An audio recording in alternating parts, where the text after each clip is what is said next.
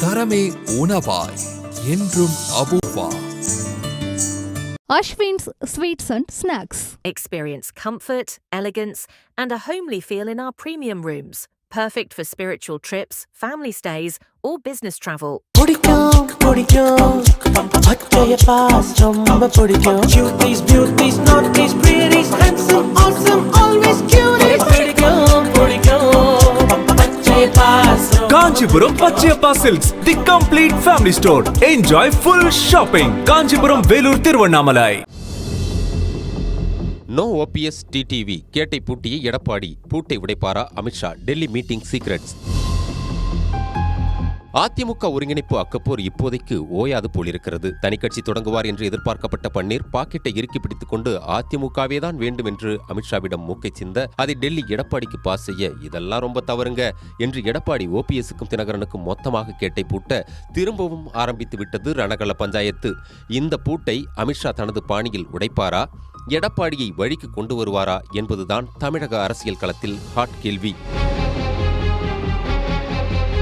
இதுகுறித்து பேசிய மூத்த அரசியல் விமர்சகர் ஒருவர், அதிமுகவில் இதுவரை இல்லாத ஒருங்கிணைப்பாளர் என்ற பதவியை வைத்துக் கொண்டு 2022ஆம் ஆண்டு வரை கட்சியை தன் கட்டுப்பாட்டுக்குள் வைத்திருந்தவர் ஓபிஎஸ். அதை உடைத்தெறிந்து கட்சிக்குள் மீண்டும் பொதுச் செயலாளர் பதவியை அமல்படுத்தி பொதுக்குழு மூலம் பொதுச் செயலாளர் ஆனவர் எடப்பாடி பழனிசாமி. அதன் பிறகு அதிமுக தொண்டர்கள் உரிமை மீட்பு குழுவை தொடங்கிய ஓபிஎஸ் அதிமுகவை மீட்கப் போவதாக சொல்லி வருகிறார். ஆனால் அதில் ஒரு துளியளவு கூட முன்னேற்றம் ஏற்படவில்லை.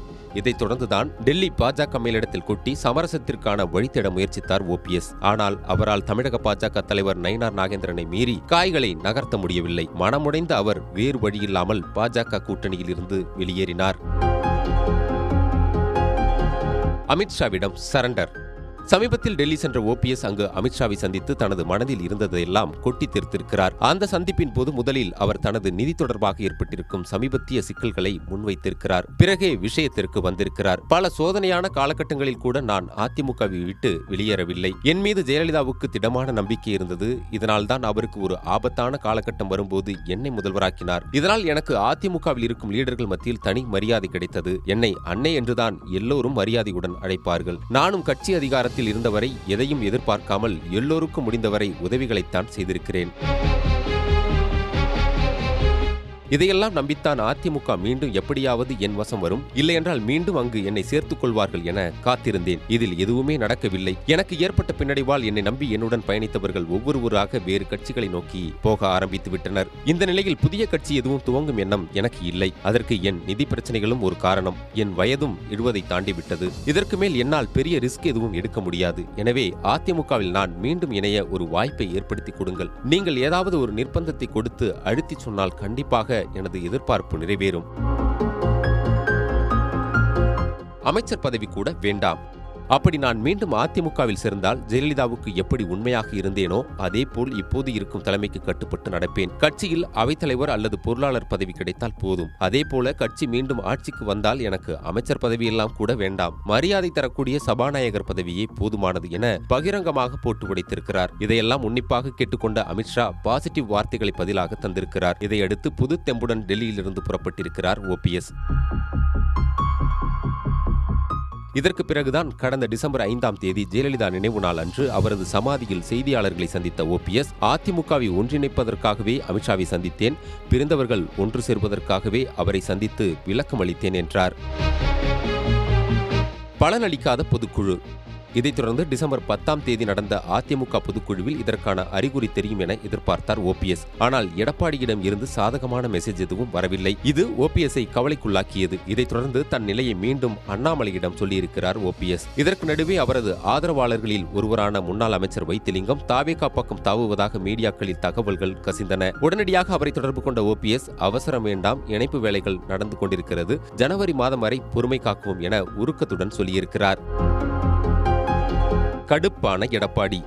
இதற்கிடையே ஓபிஎஸ்க்கு கிரீன் சிக்னல் வராததால் கடுப்பான டெல்லி மேலிடம் எடப்பாடி பழனிசாமியிடம் விளக்கம் கேட்க நயினார் நாகேந்திரனை டிசம்பர் 11ஆம் தேதி தூதாக அனுப்பியது. பொதுக்குழு குறித்து விவரங்களை முதலில் கேட்ட அவர் பிறகு டெல்லி மேலிட எதிர்பார்ப்புகள் குறித்து பேசியிருக்கிறார். அதாவது வரக்கூடிய தேர்தலில் 54 தொகுதிகளை பாஜகவுக்கு ஒதுக்க வேண்டும், டபுள் டிஜிட்டில் பாஜகவை வெற்றி பெற வைக்க வேண்டும் என்றவர் மெல்ல மெல்ல ஓபிஎஸ் விவகாரத்துக்குள் வந்திருக்கிறார். அதை கேட்டதும் முகம் மாறிய எடப்பாடி, நீங்க சொன்னதை மட்டும் நான் செய்யணும், நான் சொன்ன எதையுமே நீங்க செய்ய மாட்டீங்களா? திமுக அமைச்சர்கள் செய்த முறைகேடுகளை பட்டியல் போட்டு டெல்லிக்கு அனுப்பி வைத்தேன். ஏன் அவர்கள் மீது இதுவரை சட்ட ரீதியான நடவடிக்கை எதுவும் எடுக்கவில்லை? தேர்தல் நெருங்கும் சமயத்தில் திமுகவுக்கு பல வழிகளில் நெருக்கடி கொடுத்தால்தான் நம்மால் ஆட்சியை பிடிக்க முடியும். இதை போய் டெல்லியிடம் முதலில் சொல்லுங்க, மற்ற விஷயங்களை அப்புறம் பார்ப்போம். ஓபிஎஸ்ஐயும் தினகரனையும் கட்சியில மட்டுமல்ல கூட்டணியில சேர்க்கிறதுலையும் எனக்கு விருப்பமில்லை என காட்டமாக சொல்லியிருக்கிறார். இதைத் தொடர்ந்து டெல்லி மேலிடம் அண்ணாமலையை அணுகியிருக்கிறது. அப்போது அவர் கூட்டணிக்குள் பாமக, தேமுதிக, அமமுகவை கொண்டு வருகிறேன். இதை என்னால் செய்ய முடியும். ஆனால் அதிமுக உட்கட்சி பஞ்சாயத்துக்குள் என்னால் மூக்கை நுழைக்க முடியாது. அப்படி நான் எல்லை மீறினால் அது ஓபிஎஸ்க்கு தான் எதிர்வினையை ஏற்படுத்தும் என கைவிரித்திருக்கிறார். இப்படி எடப்பாடி அடமாக இருக்க ஜாதக ரீதியில் இன்னொரு சுவாரஸ்யமான காரணமும் சொல்லப்படுகிறது. அதாவது எடப்பாடி கன்னி ராசி, ஹஸ்தம் நட்சத்திரம். அவரது ராசிப்படி அதிசார குரு பெயர்ச்சியால் விபரீத ராஜயோகம் உண்டாக போவதாக நினைக்கிறார். அடுத்த முதல்வர் என்பதிலும் உறுதியாக இருக்கிறார். அதனால்தான் பாஜகவின் ஆட்டங்களுக்கு வளைந்து கொடுக்காமல் இருக்கிறார் என்கிறார்கள் அவருக்கு நெருக்கமானவர்கள்.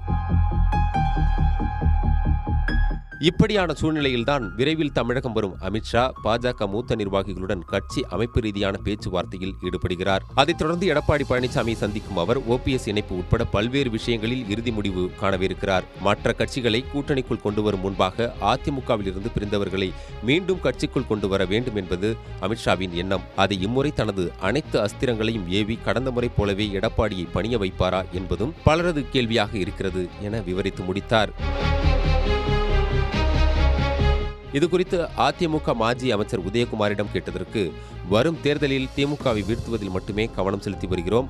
அதற்கான பணிகளில் தீவிரமாக இறங்கியிருக்கிறோம். மற்றபடி யார் கட்சிக்குள் வர வேண்டும், யாருடன் கூட்டணி என்பதெல்லாம் பொதுச் செயலாளரின் இறுதி முடிவுக்கு உட்பட்டது என்றார் உறுதியாக. சாமி, எனக்கு ஒரு உண்மை தெரிஞ்சாகணும்.